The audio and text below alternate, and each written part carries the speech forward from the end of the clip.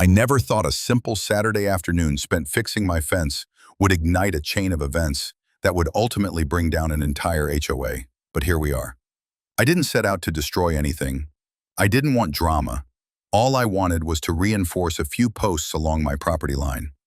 But then Karen showed up. And when she dialed 911 on me, she unknowingly dialed in the destruction of her own little kingdom. Let me set the stage. I had recently moved into a quiet neighborhood just outside the city. You know, the type of place with tall oaks, winding driveways, and homes that all look like they came out of a real estate catalog. On paper, it was paradise. In practice, it was an HOA-run fortress of passive-aggressive warfare. I had bought one of the older homes on the block, a beautiful brick cabin-style place with character, charm, and a fence that leaned like it had too many drinks on a windy night. So that morning, I rolled up my sleeves, gathered my tools, and got to work. I was halfway through removing the old rotted panels when I heard it. That sharp voice that cuts through the air like a rusty blade. "Excuse me!" I turned around and there she was. Platinum blonde bob, oversized sunglasses, clipboard in hand like a general preparing for battle. I knew immediately this was a Karen, and not just any Karen, the HOA Karen. "I don't think you filed a modification request," she barked. "That fence is part of the visual continuity of this community." Visual continuity? I was replacing broken wood. I explained calmly that I was using the same style, same height, even the same damn color. I wasn't building a castle moat. But reason was a language she didn't speak. She narrowed her eyes and hissed, "Then we'll let the police handle it." She pulled out her phone, right there in my yard, and dialed 911, telling them a man was aggressively dismantling neighborhood property. I actually laughed. She was serious.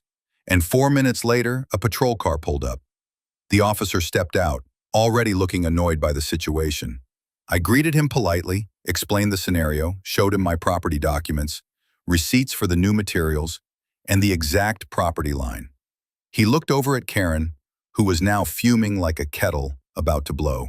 "Ma'am," he said, "this isn't a criminal matter. He's well within his rights."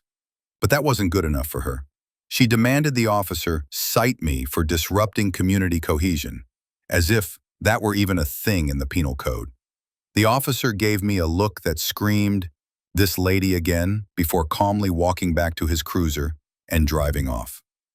Now here's where things get interesting. Because what Karen didn't know was that in calling the cops on me, she'd triggered something far bigger than she expected. You see, I had been documenting my interactions with the HOA for months. Every letter, every fine, every absurd rule they tried to impose. I was preparing a legal challenge. Because while I didn't mind, I did mind control. And this HOA, it was run like a miniature dictatorship, with Karen as the iron-fisted queen. The call to the police gave me exactly what I needed, proof of harassment. I filed a formal complaint, not just with local law enforcement, but with the county's housing authority. And that's when the curtain started to fall. Within a week, I had a hearing scheduled. I hired a lawyer, pulled together neighbors who were fed up, and began peeling back the layers of the HOA's operations. What we found was damning. Turns out, the HOA had been enforcing rules that weren't legally binding, fining residents for things never voted on, altering community bylaws without proper quorum.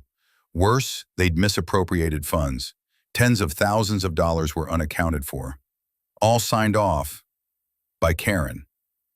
We submitted our findings to the state's HOA Oversight Board, and once that domino fell, the collapse came fast.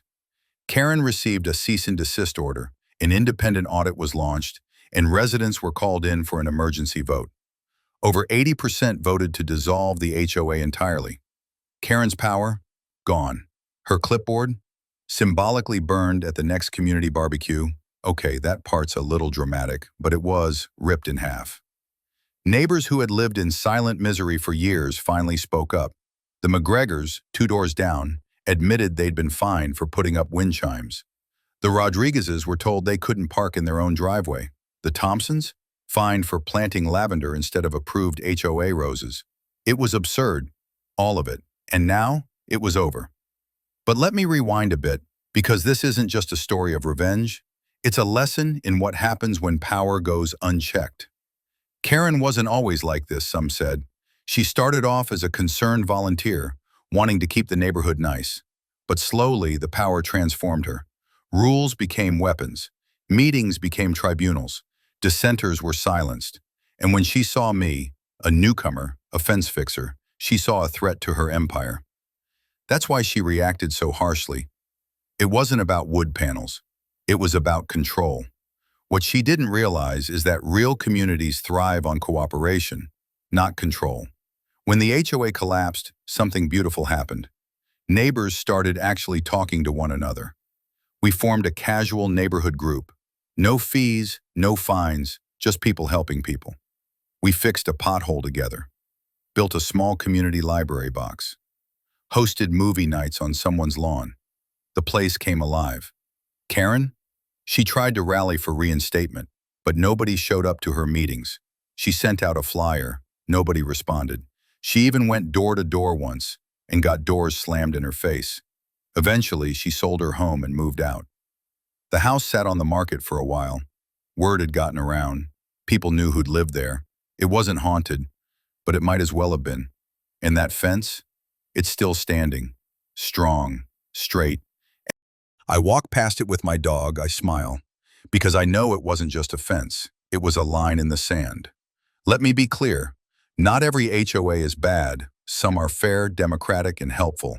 But when an HOA becomes a tool of tyranny, it ceases to serve its purpose. It's no longer about maintaining standards. It's about maintaining control. That's when it needs to go. Karen thought she could rule by fear, but in the end it was her fear of losing power, of being challenged, that brought everything crashing down. All because of 4 minutes, a phone call, a false accusation. Funny how fate works.